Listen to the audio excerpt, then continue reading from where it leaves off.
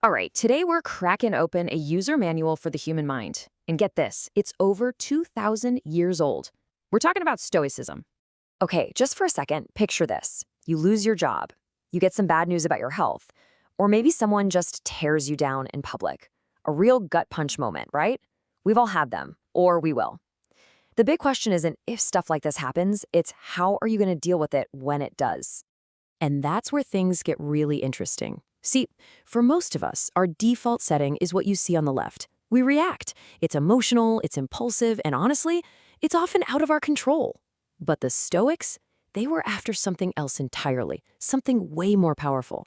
They aimed for a response, something deliberate, mindful, and totally in your control. That tiny difference between reacting and responding, that's pretty much the whole game. So let's get into it. Where did this ancient user manual even come from? This isn't some new age self-help fad, you know? It's a seriously time-tested operating system for your mind. So the story starts with, of all things, a total disaster. We're talking around 300 BCE. A rich merchant, this guy Zeno of Citium, is on a ship, and it sinks. He loses literally everything. But instead of just falling apart, he wanders into a bookstore in Athens and starts reading about philosophy.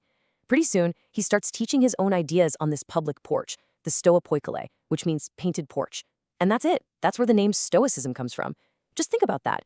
From one guy's absolute worst day, a philosophy emerges that's going to shape the Roman Empire. And this was the big idea right from the start. A total game changer. Look, stuff is going to happen. The world's going to do what it's going to do. You can't control the storm outside, right? But what you can control is your judgment about it, your perception. That's where the real power is. Okay, so what's the secret sauce? What's the one tool in the entire Stoic toolkit that makes everything else work? It's actually a super simple idea, but once you really, truly get it, man, it changes everything. This is the cornerstone. Here it is. They called it the dichotomy of control. Just look at these two columns. On the left, you've got what's in our control. And it's a short list, right? Our opinions, our choices, our actions, our judgments, that's our playground. That's where we get to practice those classic virtues, like having the wisdom to make good judgments or the courage to make the right choices. Now look at the right column. Our reputation, what other people think, the weather, heck, even life and death, that's not in our control. And the whole practice of Stoicism is basically this. Pour every ounce of your energy into that left column and learn to accept what's in the right. And the philosopher Epictetus, he boiled it all down to this one simple sentence. And this wasn't some throwaway line. It's literally the first thing he wrote in his handbook. It's the starting block for finding any kind of peace or purpose. So the daily work, the real practice, is just asking yourself over and over again, okay, this thing that's stressing me out, which column does it belong in? But look, this isn't just theory, right? Let's see how this stuff actually worked in the real world. We're going to look at 3 of the most famous Stoics from ancient Rome. First up, Epictetus. And his story is incredible.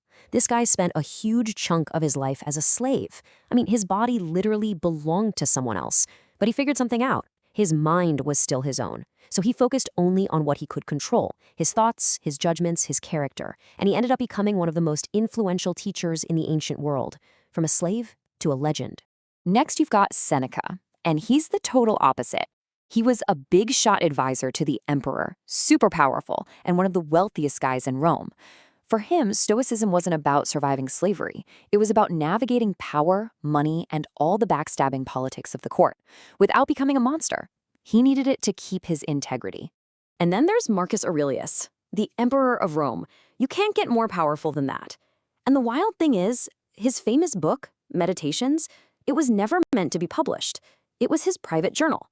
Just notes to himself, trying to figure out how to be a good person, how to be a just ruler while dealing with constant war, a deadly plague, and people betraying him left and right. And this quote from the emperor himself just nails it. Think about it. A slave, a politician, and the most powerful man on the planet. They all came from wildly different places, but they all found their strength in the exact same spot, inside their own minds. That is where true strength comes from. Okay, so this isn't just a cool history lesson. How do you actually use this stuff? Like, right now? Let's break down some practical things you can do every single day. You could build a little Stoic morning ritual. It's super simple. Maybe you start by reading a quote to get your head in the right space for the day.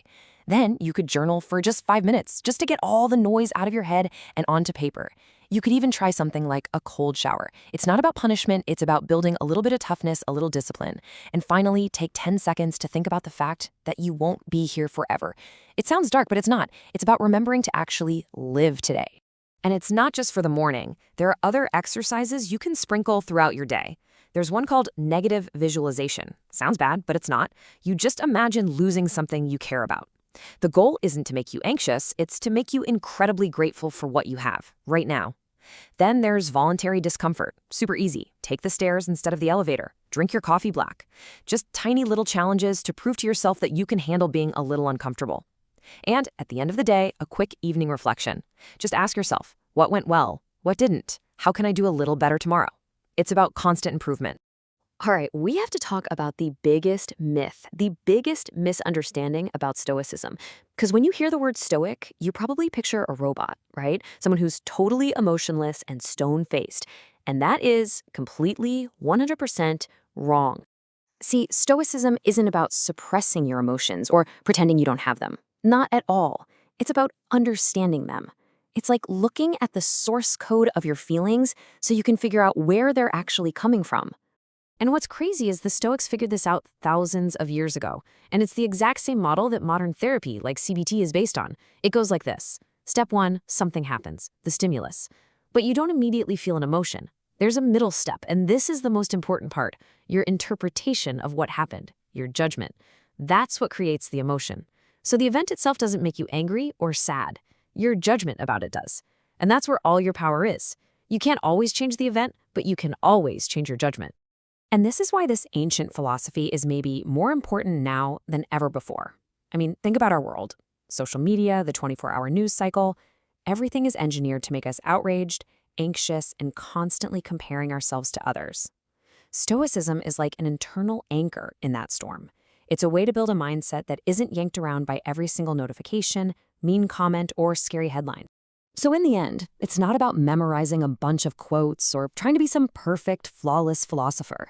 The whole user manual, this entire 2,000-year-old system, really boils down to one simple question. A question you can ask yourself anytime you feel that anger or fear or frustration bubbling up. And that question is just, is this in my control?